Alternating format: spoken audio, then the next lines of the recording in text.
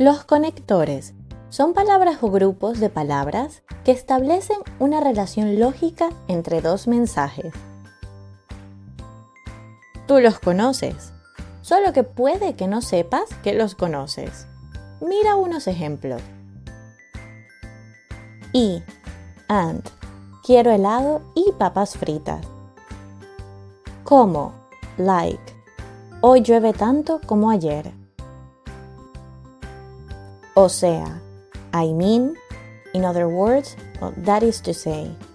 Necesito unas vacaciones. O sea, necesito tiempo libre.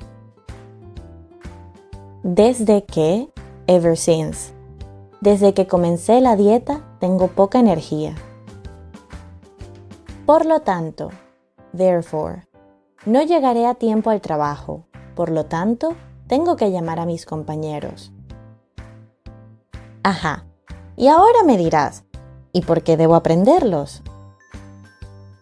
Porque te ayudan a comunicar mejor las ideas y hablar como un nativo. Además de que, ¿viste que los uso? No te confundirás intentando descifrar cada pequeña palabra cuando en realidad en grupo es que tienen sentido.